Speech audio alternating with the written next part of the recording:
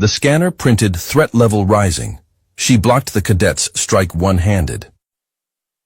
The assessment was supposed to be routine. Every semester, the Allied Species Military Academy ran physical capability evaluations, standardized, controlled. Each cadet demonstrated their species' natural combat proficiency, while the tactical assessment scanner, a ceiling-mounted AI system, recorded biometric data and assigned threat classifications in real time. Drethaki cadets averaged threat level 6, fast, precise, razor-sharp reflexes. Korath cadets hit. Level 7, raw power, dense muscle, devastating reach. Vehleri cadets peaked at level 5, strategic, evasive, hard to pin down. Humans had never been formally assessed until today. Cadet Elena Vasquez stood in the evaluation ring. 5'6", compact, dark hair tied back, standard training uniform, no armor, no augmentation, no exoskeletal support. She looked ordinary. Senior instructor Varath watched from the observation platform. Beside him, 12 faculty, members and 200 cadets packed into the viewing gallery. Word had spread. Everyone wanted to see where humans ranked. The betting pool favored level 3. Maybe 4. Cadet Vasquez, Varath announced. Standard evaluation protocol. The scanner will assess your responses to escalating combat scenarios. Controlled sparring. Partners will engage at increasing intensity. Begin when ready. Elena rolled her shoulders. Cracked her neck, a sound that made 3 Velari flinch. Ready. Round 1. A Vehleri cadet named Syrath. Quick.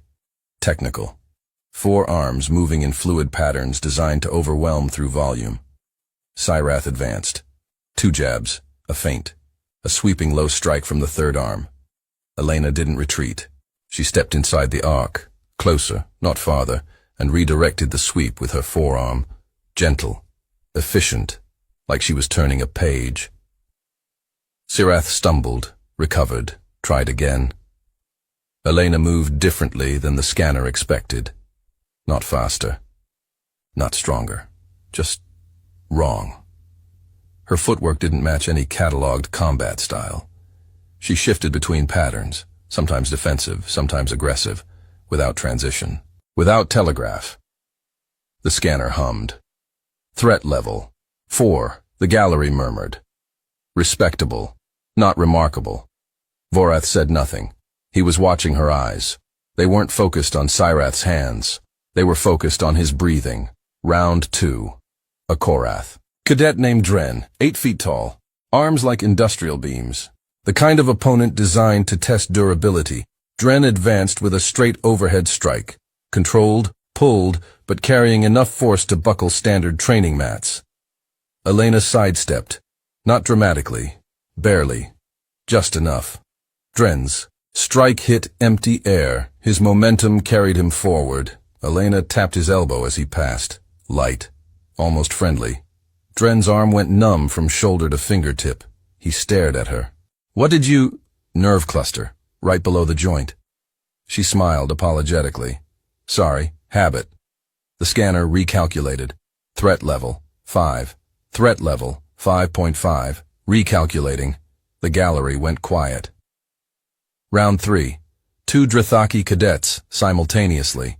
Fast. Coordinated. Moving in mirrored attack patterns that had overwhelmed every previous single opponent in Academy history. Elena's demeanor changed, not dramatically, not visibly. But Vorath saw it. The subtle drop in her center of gravity. The way her breathing slowed.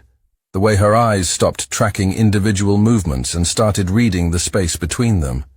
She wasn't watching the Drethaki anymore. She was watching the geometry. The first Drethaki struck high. The second struck low. Textbook pincer. Elena dropped beneath the high strike and caught the low strike with one hand. One hand. She didn't grab it. She redirected it, turning the Drethaki's own momentum into a rotation that sent him gently into his partner. Both stumbled. Neither fell, but both stopped, because the scanner was making a sound nobody had heard before. Threat level 6. Threat level 7. Threat level 7.5. Threat level rising. Threat level rising. The display flickered, updated, flickered again. Threat Level 8. The gallery was silent. Level 8 had only been recorded twice in Academy history, both times by species with natural weaponry. Claws, venom, armored exoskeletons. Elena had bare hands and a ponytail. Vorath stood. Assessment complete. Stand down. Elena relaxed, rolled her shoulders again, looked up at the scanner with mild curiosity. Is it supposed to keep climbing after you stop? Everyone looked at the display. Threat level 8.2, threat level 8.3, still rising. It's still reading you, the technical officer stammered. Your biometrics haven't returned to baseline. Heart rate is dropping, but your adrenal markers are still elevated. Muscle recruitment patterns are still in combat configuration. Oh, Elena blinked. Yeah, that takes a while to turn off. Maybe 20 minutes. 20 minutes. Human thing. We call it residual readiness. Once our system activates, it doesn't trust that the situation is over just because we tell it to. She shrugged. Our bodies argue with our brains sometimes. The scanner climbed to 8.5 before finally, reluctantly, beginning to descend. The faculty review was held that evening. 12 instructors. Closed session. She blocked a coordinated Drethaki pincer with one hand. Instructor Kale said flatly, one hand. She identified and targeted a Korath nerve cluster in less than 2 seconds.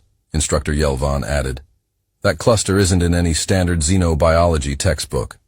She knew about it, Vorath said quietly. She'd studied Korath anatomy on her own before the assessment. Silence. She prepared, Vorath continued, not by training harder, by studying her opponent's biology, learning where they're vulnerable, adapting her technique to each species. Individually, he paused. That's not combat proficiency. That's predatory intelligence. Instructor Kale leaned forward. And the scanner? Level 8.5 with bare hands? The scanner measures physical capability combined with tactical adaptability. Elena demonstrated something it wasn't designed to quantify. Vorath looked around the room. She doesn't have one fighting style. She has a framework for building fighting styles in real time, adjusting to each opponent's species, size, and movement pattern within seconds. He folded his hands. She's not the strongest person in that ring, not the fastest, not the most durable. But the scanner classified her above species that have every physical advantage, because she compensates for every disadvantage before it becomes relevant. The next morning, Elena found a revised assessment sheet in her quarters.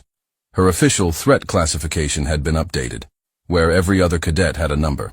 Hers had an asterisk. Beneath the asterisk, a footnote authored by senior instructor Vorath. Standard threat classification is inadequate for human assessment. Human combat capability is not fixed. It is responsive.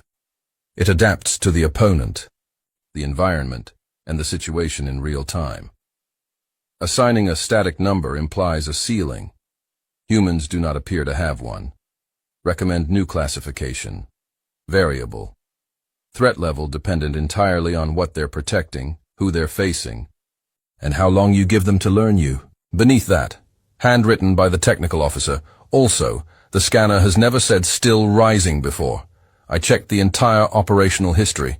That warning was coded into the system as a theoretical failsafe. It was never supposed to activate. It did, for a woman with no claws, no armor, and a ponytail. I am requesting a transfer to a quieter posting.